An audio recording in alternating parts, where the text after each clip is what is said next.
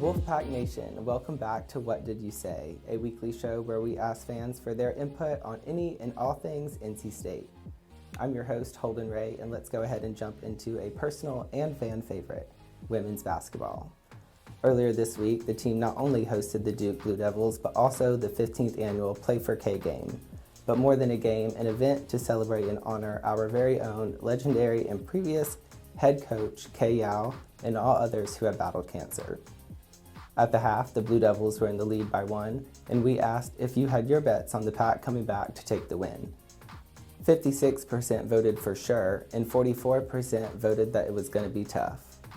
And that 44% were unfortunately correct, as the Duke Blue Devils defeated the Pack with the final score of 70-65. When we later asked if you were planning to make it out to senior night, here is what we found out. 33% said that they wouldn't miss it, and 67% voted that they were watching the game live. Shout out to all of the seniors. We are certainly grateful and thankful for all of your hard work and dedication you have shown and given to the Wolfpack community. And keeping the topic on basketball, the men's team traveled to Chapel Hill looking for revenge against the Tar Heels this past Tuesday, February the 25th, and with just 30 minutes prior to the game getting started, we asked what you thought it would take for the Pack to come out on top.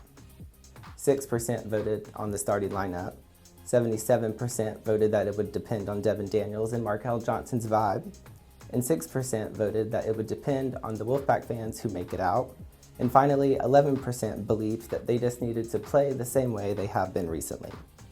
The team did end up falling short at the Dean Dome. However, on a more positive note, number 24, guard Devin Daniels, earned ACC Player of the Week, and when we asked your feelings on his newly earned honor, here's what you had to say.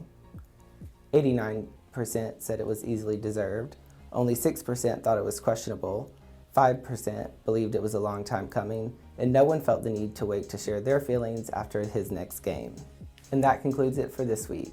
Don't forget to follow us on Twitter and Instagram and let us know what you have to say. I'm your host, Holden Ray, and you can catch me as well as your input next week on What Did You Say?